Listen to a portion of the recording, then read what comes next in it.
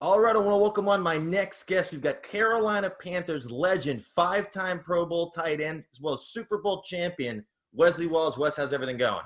Hey, Zach, doing great down here in Charlotte. Hope everything's good in your world. Yeah, absolutely. Well, football's coming back in a couple weeks. It's going to be a little different this year. I'm hoping everybody's going to stay safe and we can actually have a 17-game season and eventually crown a champion. Yeah, I hope you're right. I got the opportunity last week to do a little video with the Panthers, watch them practice, and just seeing them out there working and getting ready, fire me up. I am ready, so ready for some football. I'm talking about NFL, college. I'll watch high school. I'll watch Pee Wee, anything. I need some football. Yeah, no, but before baseball and basketball and soccer were back, I was watching Korean baseball at 1 o'clock in the morning. I didn't know who was playing. I don't know where. I couldn't buy – you can't buy like a shirt or anything because they don't ship internationally during a pandemic. And then I don't know who's playing, but I was enjoying it because there's nothing else on. And now we got NBA, baseball. Hopefully they're being responsible. But football, I'm praying we get football this year. And so what for speaking of the Panthers with this new squad, new coach, new quarterback, new tight end, what are your expectations for this year? Yeah, well, it was sort of a limited view of practice with all the restrictions and so, but I'm excited. I mean, you got Teddy Bridgewater, got Matt Rhule first, the new coach with a new system. A lot of young players. I noticed that just looking at the roster the other day. And you got Christian McCaffrey back. We got DJ Moore, receiver. We lost Greg Olsen, but we got a nice young-looking tight end, Ian Thomas, a couple other guys they brought in, and some that have been there that I think are going to try to fill that big gap left by Olsen. But I think the problem is filling that big gap left by Luke Kuechly, right, on that defense. Probably one of the greatest linebackers ever to play. Yeah. And so I'm optimistic. And right now, I just want to see them play. I just want to be around and watch them, and hopefully we get surprised by how well they play this year. Did you like the pick of Derek Brown in the first round? I did. I think we had some old alumni trying to pick who was going to get the first pick. I was hoping for a receiver. I think. Oh, really? It was a guy out of Alabama that I was hoping. I think Judy. But he went early. Pretty good. Yeah. He 14, went earlier. 14 maybe. I don't know. Yeah, I think so. I can't remember. Heck, it feels like these last few months. It's been like 3 years. Yeah. No, the thing is, the days of the week don't matter anymore. I've been telling people it's Tuesday, Wednesday. Unless you have something going on, every day is the same. Every day is the same until football gets back. Then we know one day will stand out. So, that's right. Yeah. Right. So I want to ask you a little bit about your early career. So I saw before you went to Ole Miss, is it true that when you tried to switch high schools that there was a little bit of an issue? Yeah, there was, Zach. I'm still scarred by this a little bit, to be honest with you. But I grew up in a little town called Pontotoc, Mississippi. Really, Algoma. It's a suburb of Pontotoc, Mississippi. We had three schools, two county schools, in North Pontotoc and South Pontotoc, and the city school. And the city school was our biggest rival.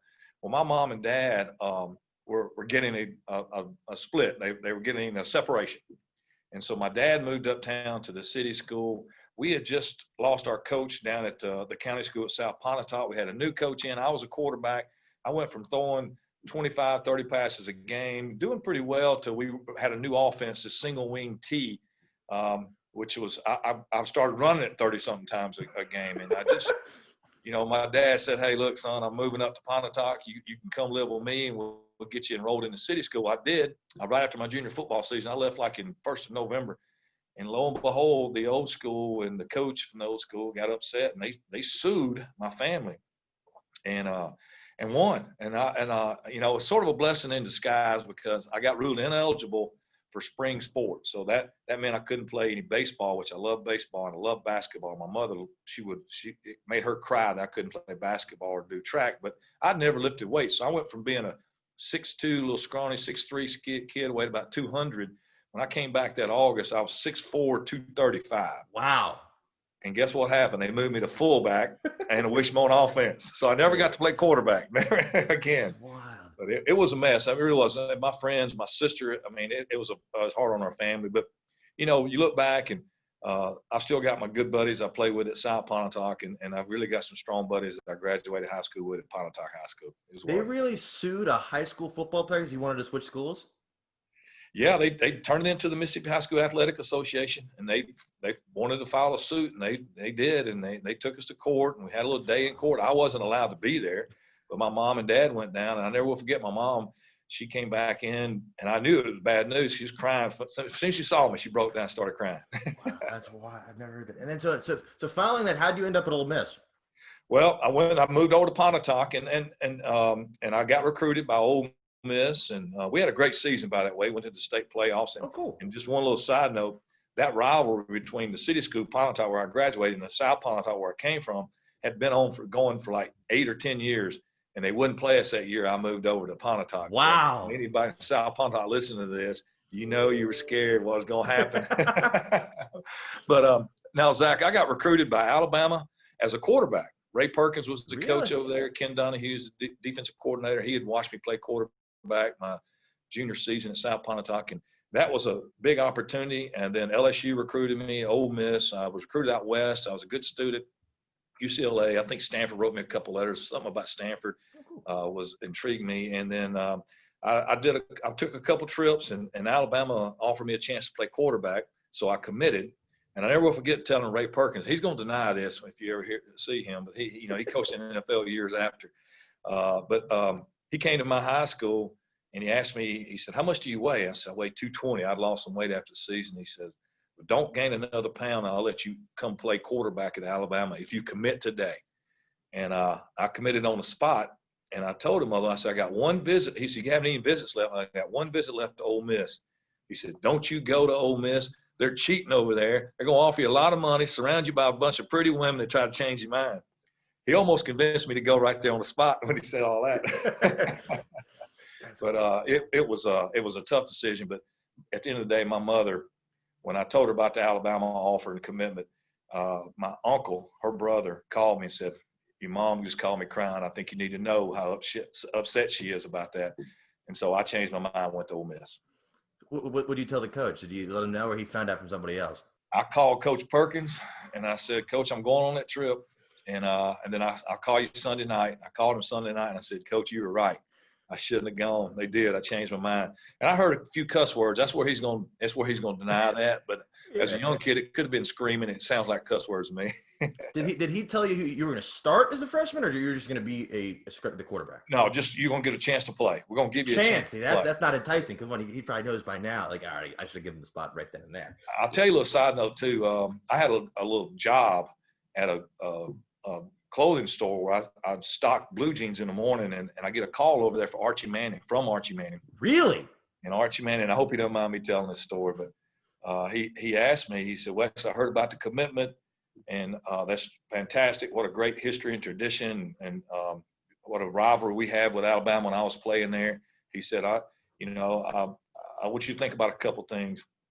He said, one, these schools will always tell you they'll let you play at a position that you want to play, just to get you to commit. And I said, "Yes, sir, I thought about that, but at least they're going to give me a chance." He said, "Well, Wesley, I kind of seen you play at quarterback. I think you probably better off in another position." He kind of told me that in a very nice Archie Manning way.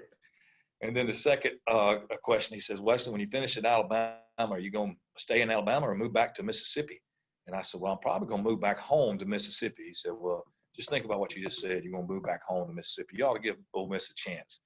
And so when I hung up, I called the Rebels and I said, I want to come this weekend. I know I canceled my trip, and it really changed my life. I'm glad I did that. That's wild. So did you believe him when he said, "Hi, this is Archie Manning," or you were like, "Wait a minute"? No, exactly what you're thinking. I said, "Is this Jamie Mitchell calling me, trying to joke around with me?"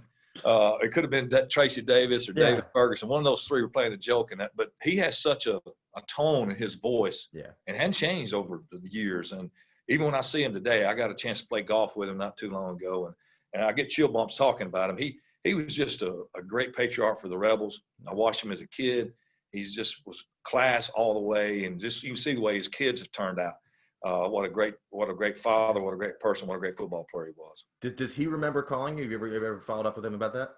He does. He said, "I don't remember saying that, but I believe you, Wesley." He says, "I'm embellished." That's why. So what was your experience like getting to Ole Miss? Well, I loved it. Zach, it really was a dream come true. I'd grown up wanting to be a Rebel, and when I walked on campus, I was committed. I wanted to play that year. I knew I had an opportunity. I came in summer school. I came as soon as I graduated high school. And we graduated on a Friday night, I believe. Saturday morning, I had to drive to Jackson. We played in the high school baseball state championship. We won that game, and then the next week I was at Ole Miss in practice. I was ready to go and just ready to play, and they moved me straight to linebacker. Said, you got a chance to play here. We want red shirts. You got a chance to play. And so I played linebacker. I played linebacker a little bit in college. High school. It was a little more of a defensive end, 3-point stance, kind of a hybrid guy. Sort of like, I like to compare myself to Kevin Green and Charles Haley. And when I was not nearly that good, but it was sort of a hybrid position there. I saw they gave you a couple looks at tight ends. How did you like that transition? Yeah, well, I went through my freshman year. I didn't start. I had a senior in front of me. He graduates. Jay Webb, great. We're still good friends. He was my roommate. And then my sophomore year and junior year, I had great seasons at outside linebacker, defensive end. I got hurt a little bit my junior year, but just like Ray Perkins said when he said Ole Miss was cheating, we went on probation. We went on probation and got a lot of coaches fired. And we had a new offensive coordinator and a new defensive coordinator. And the new offensive coordinator was Red Parker. So we're out there in spring practice of my junior year, going in my senior season. And he comes over and he asked me, he said, Wesley, have you ever played tight end? And I said, yes, sir, coach. One game in the Mississippi High School All-Star game, the tight end got hurt and they asked me to play. He said, well, how'd you do? I said, well, I caught 7 for 97 and a touchdown. And he said, Wesley, give me 2 weeks. I can put you in the NFL. So that spring, I practiced the last 2 weeks of spring practice at tight end. Came in my senior year, played both. I started both ways the first game against Memphis. It was just so physically exhausting. I couldn't do it. So I kind of transitioned from a defensive end to becoming a full-time starter at tight end and then coming in on third downs and situations on defense. And had a great year, ended up making the first team AP All-American tight end that year. That's wild. So what was your draft process like? So if you would have never played tight end, do you think you would have been drafted where you were? No, I would not have been drafted. I just don't crazy. think so. I was an athlete, but I just think the position was just a natural to me. And I think that kind of intrigued some scouts and some teams. I had several teams that came to watch me play, but the 49ers, they had Brent Jones and a guy named Jamie Williams and a doctor. I'm sitting here, John Franks. And John Franks decided he wanted to go finish his medical degree and kind of caught him off guard right before the draft. So they ended up drafting me in the second round, the last pick in the second round.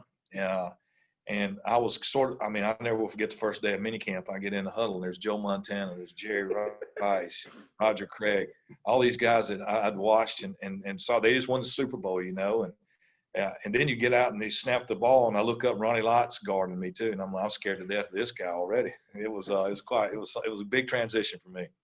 Wow. And then I saw you got a catch in that Super Bowl your rookie year? Yeah, I remember it like it was yesterday. It was really? We ran a lot of 2 tight ends, and I was a big special teams player that year, but we did a lot of 2. So I caught one pass for about 9 yards from Joe Montana, and I thought the game was over there. I was in about the second quarter. I was ready to go. I got a pass from Joe. I remember carrying the ball over the sideline. I never will lose this one. I still have it today. Hey, that's awesome. That's so cool. And then so that was just wild. And then so I saw after that you had some lingering injuries. Yeah, I had a shoulder. I went to these all-star college games, and the very first one was like the blue-gray. It's for all the teams that we were on probation. We couldn't go to a real bowl, so I got invited to the blue-gray. First play of the game, I catch a pass. Steve Hendrickson dislocates my left shoulder. Well, it kind of nagged me right shoulder, kind of nagged me in my whole first couple of years, and then I had to get it reconstructed. That missed a year. I came back. I was on injury reserve for a whole year, not for the shoulder, just because they could stash players there. I just had a tough time staying on the field. And honestly, Zach, when I look back, I wasn't really ready. I was still a good athlete and I could do things, but when I got so nervous, I'd get in the game, I'd make mistakes, and it just and we were such a good football team. You make a mistake on a world championship football team, you'll end up on the bench, and that's kind of where I was. I was on special teams, but I found in my fourth, fifth year, I had a good first 8 weeks of the season. Sure enough, in practice, I stumble or get tackled by Merton Hanks. Merton, if you're listening, you did. In the 2-minute drill. I think I just saw he got some big new gig. Who Merton did? Yeah. Oh, he's big in the NFL now. Merton Hanks is a great guy, great player. He's a great ambassador for the NFL. He maybe at college level too. He was always around, man. I still see him a lot. Maybe Pac-12, maybe head of the Pac-12 or something. I think I don't. Oh, that makes sense. Yeah. He that does not surprise me one bit. Yeah. What a great guy. But anyway, I was on injury reserve, and the only team that called in free agency was the New Orleans Saints. Really? and they wanted me to long snap. I had learned how to long snap. So I go down there to long snap, and they said, you know what, we're going to hire you, sign you as a long snapper, 2-year minimum deal. And I remember the first mini camp we had, Jim Moore was the head coach down there, and he came up to me and said, man, what happened in San Francisco? I said, I was hurt, just never got on the field. When I did get on the field, I didn't play well. He said, well, you keep playing like you're practicing, we'll give you plenty of opportunity here. And so I think I caught 11 passes in 5 seasons in San Francisco, ended up catching like almost 100 in 2 seasons, 57 one year and 40 the next, or something like that. And that sort of launched my career. And I really owe Jim Moore for that opportunity to a long snapper to give me a chance to play. I started a lot of games. Irv Smith and I were great teammates, great friends, had a lot of production. Jim Everett was our quarterback. We still had to play the 49ers. We couldn't get over that hump, but we had a good football team. I have a question. You played with Willie Roaf?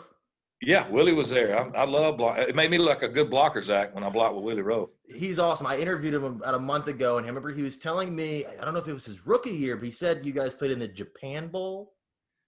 Yeah. And he said that all the veterans went out, and he was afraid to leave the hotel. Well, Willie Roaf walking around. I was not on that trip with him, but as a 49er, we went to Japan, and I can tell you that's I had to do this to take a shower in my hotel room. I can't imagine Willie Roaf.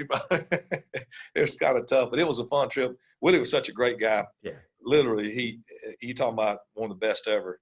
What a beast he was. Yeah. That's awesome. So after you finally getting some success in New Orleans, what made you decide to go to the Panthers? Well, I really wanted to stay in New Orleans, and so we worked out. I had a number in mind. I mean, I played well. I caught a few touchdowns, and I had some interest in free agency. And I told Coach Moore that. I said, look, I want to stay. I told my agent, Jimmy Sexton was my agent, and we had a number. And Coach Moore said he couldn't. He said, I can't afford to pay you that. I'm going to let you go to free agency. Well, 12:01 a.m., Dom Capers was on the phone, said, I got you on the first flight tomorrow morning. Come on out to Charlotte. And I roll out to Charlotte, and I come in here, and I talked to Bill Polian, and Don Bro was a tight end coach. I spent the day with him, and they offered me a lot more than my number was at New Orleans. So Jimmy Sexton told me, he said, look, I think y'all take this deal. I said, I want to take it. And out of respect, I want to call Coach Moore. So Jimmy got Coach Moore on the phone. And I said, Coach, man, thank you for the opportunity. I'm gonna go to the Panthers, And he says, what'd they pay you? And I told him the number. We'll match it. I said, wait a minute, Coach. Just 12 hours ago, you said I wasn't good enough, or something like that. And I said, I've already given these guys my word, and I really feel like this is a place I need to be. And he was real nice about it. I really respect him a lot and thanked him for the opportunity. But when I knew the day I landed in Carolina that I found a new home. That's awesome. So what clicked for you in Carolina? Because to my knowledge, most NFL players don't start a long string of Pro Bowl appearances later in their career. Yeah, I think it's my 9th year in the league, and I've matured a lot. I will say that New Orleans gave me a lot of confidence. I lot of confidence. I just was productive. I kind of figured out the off season how to work, how to get ready, how to get my body ready, and I had a knack against me about catching the football when I was in San Fran. I dropped some balls. I just quit dropping them all the time. I went and bought a jugs machine, and I just started catching them, and I started catching everything. So when I got here in Carolina, the first few mini camps, I knew immediately I had a great connection with Kerry Collins. He was our quarterback. And Kerry reminded me a little bit of me, a young kid. It's just loves to play football, and he had a bright future ahead of him. And we just clicked, and we had this play action offense that we were running the ball, a lot of bootleg passes, a lot of play action passes, and it just worked perfect for me. And I had a lot of. I think I caught 10 touchdowns my first year here, and sent me to my first Pro Bowl. And we clinched the division. We beat the 49ers out in San Francisco. One of the most satisfying victories of my career. It was in Candlestick. We clinched a home field advantage of that win too. Just a great team. Had Lamar Lathan, Kevin Green, Sam Mills, Eric Davis on defense. We had so many good players on defense, and then on offense we just had a Kerry Collins, Anthony Davis, Willie Green, and Mark Carey, receiver. It just our fullback Griffith, man. Wow. See, I'm gonna forget somebody's name.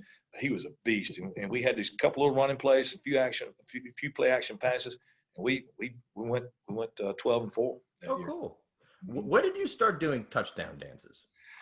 That was this was not orchestrated. I mean, this was a sort of a spontaneous type deal. I really hadn't been in end zone that much. It looked like I didn't know what I was, I had been there before, but we were playing the Falcons, and right before halftime, we were up 17-3, I believe.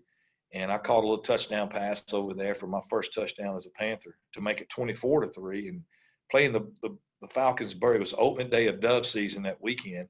I'm a big hunter back then. I still hunt a lot. So I just spiked it. And when I looked up, it looked like a bird flying. So I dropped down on my knee and did the pump shotgun, kind of like this.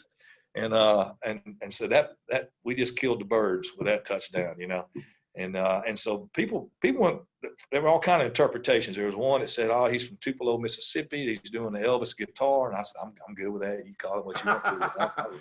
I was dove hunting, so it went on, and I kept doing it for a couple of years, and I had to stop though, Zach. I mean, I'd go to these schools, these high schools, these young kids, and all kind of ages. But I remember there was a little young kid about third grade, and he said, "Are you that guy that does that touchdown dance with shooting the gun?" I said, "Yeah, man, you like that?" He says, "No, I hate it. You need to get you a new dance." And I was like, you know what, it's time to try something else. That's why. And speaking of new dance, is it true you did Elaine's dance from Seinfeld? That sounds like you've been talking. Michael Waltrip, he dared me to do that one game, and I just kind of did a little old jerk, whatever that thing was. And I was pretty gullible. Just ask me to do something, I'd do it back in the day. We laughed so hard about that because that's the way I really dance anyway. It looked like I was sort of having some sort of fit or whatnot when I'm so uncoordinated when it comes to dancing. Did they find you back then, or were they cool with the dance? No fines back That's then. good. The only way you can get fined then, I think, if you threw it at somebody. I did that a couple of times. So I have a question. Which defensive player in your whole career held you in check better than anyone else? Yeah, I had to say, the Tampa defense, Tampa 2, Derek Brooks and John Lynch, those guys, the way they run that defense, there's no middle safety. So they were two deep safeties. They got the linebackers underneath and two corners that play the flats out wide. So these two safeties have the half. Well, this tight end, our adjustment is when you see that is to go right down the middle of the field. Well, the problem with that, with Tampa cover 2, Derek Brooks can get back there so fast, he can cut down the middle of short passes. Then if you have to lay it up over his head, you got John Lynch coming from the weak safety, and it was when you could hit people too, Zach. John Lynch would take your head off. Those guys were tough. Merton was always hard to play against. He and Tim McDonald from the 49er days, because I'd practice against them every day, so they do all my moves. But those guys are tough, and I'm sure I'm leaving some people out. But Kevin Green was so hard to block. He was on our team most of the time, but I played against him when I was the 49ers and the Rams, and then he went back to San Francisco, and he's at Pittsburgh. What a beast to play against. I just couldn't move the guy. Strongest guy I ever played against. Who in your opinion, is the best tight end in football today? Wow. This Kittle kid he may not have the, numbers that some of these other guys do, but he makes a big impact on the game for the 49ers. And I love Kelsey. I still think Greg Olsen's got some gas left in his tank. I wanted him to go to Washington, and then he's no, I'm going to Seattle. Yeah. There's so many good ones, so many athletic, really good tight ends now. I love watching them. I love watching the tight end position. And sometimes I feel like, I was sort of in the era, Brent Jones, Jay Novacek. We started having it. Tony Gonzalez came in a few years after 96 or something. Started having these very athletic tight ends. Nothing against anybody before. They're all good players, but they really could catch and run with the football. Started becoming a big production position. Do you think Tony's the greatest tight end of all time? I do. Sterling Sharp, he's going to be mad at me saying that probably. I like that son of a gun too. He could play, man. And he still looks like he can get out and play. Shannon or Sterling? Oh, Shannon. See, there's Sterling too, but Sterling is good too. Shannon's going to be mad at me. His CTE stuff, Zach. You have to watch that stuff. These concussions, I'm kidding. Yeah. But but anyway, nowadays Gronkowski, when he's going to be a first ballot Hall of Famer. The way he played, he kind of reminds me of the good old school guys that get out there and rough it up with you, mix it up with you on the running game, run over you in the passing game. He's got really good hands too. So it's fun to watch the tight end position these days. Were you glad to see that Kittle kind of reset the market? Because I feel like for years these teams have been getting a bargain on these tight end extensions. That's exactly right. I was glad to see that contract. I'm jealous a little bit. Wish I was 22, but Then I think I know the real truth. If I was 22, I wouldn't be able to play with guys like that. And I'll tell you that he is something. But that contract and Kelsey's contract, well deserved. I mean, you get the numbers out there, and you're putting up that production. It changes the way people play defense against your offense. That's a big impact. Are there any guys, maybe guys that have been in the league for maybe a year or 2, 3 years that you think are ready to break out that you're excited to see this year?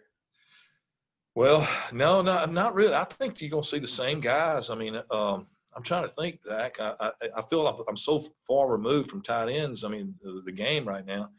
I can't think of any really young ones, but I know there's a lot of talented, fast guys that came up through the draft in the last few years. Somebody's going to come on the scene this year with it. I think you're going to see the game start picking up like college a little bit. Yeah. And these guys are just going to have more and more advantages over the defense. You're going to see more production out of the position. What do you think of Fant in Denver from Iowa? Because I've heard a lot of people are really excited about him. Oh, yeah. What a great athlete. There you go. Good-looking kid, built just like the tight end. You know, the tight ends are not only the best athlete on the field, they're usually the best-looking guy on the team, too.